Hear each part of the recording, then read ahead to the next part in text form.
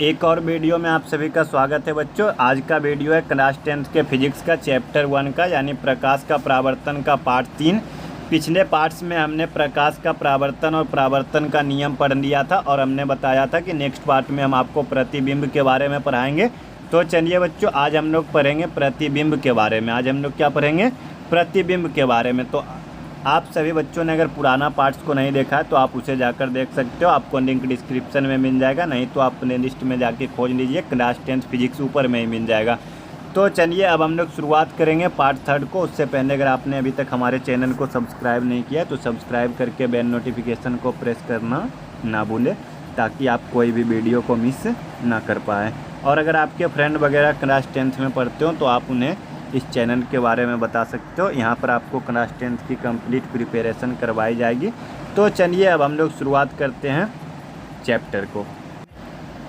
देखिए, हमने आपको पिछले वीडियो में हिंट दिया था अंत में कि अब हम लोग नेक्स्ट वीडियो में पढ़ेंगे प्रतिबिंब, ठीक है ना। प्रतिबिंब का इंग्लिश होता है इमेज। तो देखिए, प्रतिबिंब आपका बहुत बार पूछा गया, ये भी पूछा जाता है प्रतिबिंब क्या है, प्रतिबिंब कितने प्रकार के होते हैं, ठीक है ना। तो आजकल तो देखिए सब्जेक्टिव थोड़ा कम गया है तो थोड़ी कम उम्मीद रहती है, लेकिन पूछा जा सकता है, ठीक है। लेकिन आपके लिए तो हर एक टॉपिक पढ़ना काफ़ी ज़्यादा इम्पोर्टेंट होता है, लेकिन पहले पूछा जाता था क्योंकि पहले सब्जेक्टिव बहुत अधिक होते थे ना, तो ये भी बहुत अधिक पूछा जाता था। तो देखिए, किसी बिंदु स्रोत से आती प्रकाश की किरणें, मान लीजिए कि किसी स्रोत से प्रकाश की किरण आ रही है और वे दर्पण से परावर्तन के बाद जिस बिंदु पर मिलती है, यानी परावर्तन के बाद जिस बिंदु पे मिलेगा ना, या मिलती हुई प्रतीत होती है, उसे उस बिंदु स्रोत का प्रतिबिंब कहते हैं। जैसे देखिए, मान लीजिए ये दर्पण है, ये यहाँ पे दो किरण आ रहा है, एक इधर आया और एक इधर से आया, अब यहाँ पर ये मिला ना, तो ये जहाँ पे कटता है ना उसी को बोलते हैं प्रतिबिंब। और अगर ये वास्तव रूप में नहीं मिलती है तो काल्पनिक रूप में मिलती है, तो मिलती हुई प्रतीत होती है।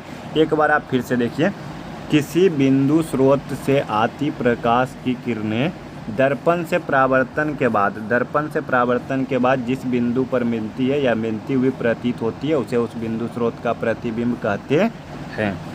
अब देखिए, प्रतिबिंब के दो प्रकार होते हैं, एक में वास्तविक और दूसरे में काल्पनिक। अब आपको जो है ना वास्तविक और काल्पनिक याद नहीं करना पड़ेगा, आपको ये जो प्रतिबिंब का डिफिनेशन हमने दिखाया ना, आपको इसी में हम बता देंगे वास्तविक प्रतिबिंब। तो देखिए, हम नीचे जाएंगे भी नहीं।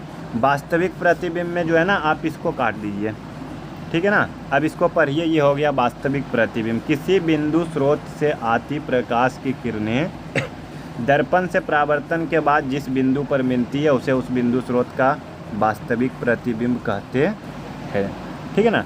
किसी बिंदु स्रोत से आती प्रकाश की किरणें दर्पण से परावर्तन के बाद जिस बिंदु पर मिलती है, उसे वास्तविक प्रतिबिंब कहते हैं। अब देखिए, काल्पनिक प्रतिबिंब में जो है ना, आप इसमें यहाँ से यहाँ तक काट दीजिए, सॉरी एक मिनट, इसको काट दीजिए। अब इसके बाद पढ़िए, ठीक है ना। किसी बिंदु स्रोत से आती प्रकाश की किरणें दर्पण से परावर्तन के बाद जिस बिंदु पर मिलती हुई प्रतीत होती है, उसे उस बिंदु स्रोत का काल्पनिक प्रतिबिंब कहते हैं। काफ़ी ईजी है ना। अगर आपको सिर्फ प्रतिबिंब पूछे तो आप दोनों का बता दीजिए। किसी बिंदु स्रोत से आती प्रकाश की किरणें दर्पण से परावर्तन के बाद जिस बिंदु पर मिलती है या मिलती हुई प्रतीत होती है, तो प्रतिबिंब कहते हैं। और अगर आपको वास्तविक पूछे तो इसमें लिख देंगे दर्पण से परावर्तन के बाद जिस बिंदु पर मिलती है। और अगर काल्पनिक पूछे तो परावर्तन के बाद जिस बिंदु पर मिलती हुई प्रतीत होती है। आपका देखिए यहाँ पे लिखा हुआ भी है वास्तविक प्रतिबिंब, आप पढ़ सकते हो, ठीक है ना। आप पढ़ के देख लीजिए, आपका वही है, ठीक है। आप अब देखिए, ये तो वही है। बाकी अब देखिए नीचे इसके बारे में 2 पॉइंट, वास्तविक प्रतिबिंब के बारे में 2 पॉइंट। इसे हम लोग पर्दे पर उतार सकते हैं, पर्दे पर प्राप्त कर सकते हैं, लेकिन ये हमेशा उल्टा होता है। क्या होता है? उल्टा होता है। वास्तविक हमेशा उल्टा होता है, लेकिन इसे पर्दे पर प्राप्त कर सकते हैं। अब दूसरा, काल्पनिक या आभासी में आपका डिफिनेशन तो वही है, बट इसे पर्दे पर प्राप्त नहीं किया जा सकता और ये सीधा होता है। वास्तविक उल्टा होता है और काल्पनिक आपका सीधा होता है। वास्तविक प्रतिबिंब हमेशा उल्टा होता है और काल्पनिक प्रतिबिंब हमेशा उल्टा होता है। अब देखिए, इस वीडियो में हम लोग पढ़ेंगे क्या, समतल दर्पण से बनने वाला प्रतिबिंब के बारे में पढ़ेंगे। और फिर नेक्स्ट पार्ट में हम लोग पढ़ेंगे आपका गोनीय दर्पण से बनना, प्रतिबिंब का बनना। तो देखिए समतल दर्पण में हम एक प्रतिबिंब को बनाते हैं, ठीक है ना। समतल दर्पण में फिगर को थोड़ा सा छोटा करते हैं ताकि पूरा फिगर हमारे आ जाए। देखिए आ गया ना। समतल दर्पण द्वारा प्रतिबिंब का बनना, ठीक है। समतल दर्पण द्वारा प्रतिबिंब का बनना। देखिए एक हमारा ये समतल दर्पण है, एक तरफ रंगा हुआ रहता है दर्पण में। अब देखिए हम इससे एक किरण को, 2 किरण को लाएंगे, क्योंकि आपको प्रतिबिंब बनाने के लिए मिनिमम 2 किरण की ज़रूरत होती है। एक देखिए ये इधर आया वापस चला गया, आया और वापस चला गया। अब दूसरा देखिए अगर इस रेखा पे आया, अगर हमने बताया था ना कि सीधा आता है तो वो उसी में वापस चला जाता है। बताइए ये कभी कटेगा? ये सीधा वास्तव रूप में कभी कटेगा? एक इधर जा रहा है और एक इधर जा रहा है, तो वास्तविक रूप में कभी नहीं कटेगा। तो इसको हम लोग क्या करेंगे, पीछे करेंगे। देखिए ये पीछे आया, सॉरी, देखिए ये आपका पीछे आया और ये भी आपका पीछे आया, तो बस काल्पनिक रूप में कट जाता है, काल्पनिक रूप में कट जाता है। तो आप देख सकते हो कि जितना बड़ा हमारा वस्तु है ना, जितना बड़ा हमारा वस्तु है उतना ही बड़ा इसका प्रतिबिंब भी बनता है। यानी और जितना दूर हमारा वस्तु रहेगा उतना दूर हमारा प्रतिबिंब भी जाएगा। यानी वस्तु की दूरी बराबर प्रतिबिंब की दूरी, यानी समतल दर्पण में वस्तु की दूरी बराबर प्रतिबिंब की दूरी। आप घर में देखिए आईना में देखते होगे कि अगर आप नज़दीक आते हो ना तो आपका फिगर बड़ा होता है, आप लगता है आईना में नज़दीक आ रहे हो। अगर आप दूर जाओगे तो लगेगा कि आप दूर जा रहे हो। तो घर का आईना जो होता है वो समतल दर्पण होता है। अब देखिए अब हम लोग पढ़ेंगे पार्श्व परिवर्तन, लैटरल इन्वर्सन। ये देखिए हम इसको पढ़ने से पहले हम आपको ऐसे ही समझा देंगे। आप घर में कभी आईना के सामने बैठ के खाइए, ठीक है ना। आप घर में कभी आईना के सामने बैठ के खाइए, आप खाओगे राइट हैंड से, आपका लगेगा कि आप लेफ्ट हैंड से खा रहे हो। आप खाओगे राइट हैंड से, आपको लगेगा कि लेफ्ट हैंड से खा रहे हो। और अगर आप कैमरा में भी फ़ोटो खींचोगे ना, तो अगर आप उसमें कुछ सेटिंग वगैरह नहीं करते हो तो आप अगर खींचिए ना तो आपका फ़ोटो उल्टा हो जाएगा। फ़ोटो क्या हो जाता है? उल्टा हो जाता है, जो आप अगर सेल्फी लेते हो तो इसी प्रक्रिया को बोलते हैं पार्श्व परिवर्तन। यानी इसमें क्या है, देखिए वस्तु का दाहिना भाग समतल दर्पण में बायां भाग दिखता है तथा वस्तु का बायां भाग प्रतिबिंब का दाहिना भाग दिखता है। इसी को कहते हैं हम लोग पार्श्व परिवर्तन, यानी उल्टा हो जाता है। बायां भाग जो होता है वो दाहिना दिखता है, दायां भाग बायां में दिखता है। तो इसी को हम लोग कहते हैं, इसी प्रकार के परिवर्तन को कहते हैं पार्श्व परिवर्तन। अब हम लोग चलेंगे समतल दर्पण द्वारा बने प्रतिबिंब की विशेषता, यानी समतल दर्पण से जो हमारा प्रतिबिंब बनता है उसकी क्या क्या विशेषता होती है। तो देखिए सबसे पहले हम आपको फिगर में बताते हैं, आपको यहीं पे देखिए बता देंगे 4-5 विशेषता। दर्पण ये है ना, तो दर्पण के पीछे बनता है। दर्पण के क्या बना? पीछे। एक विशेषता हो गया पीछे।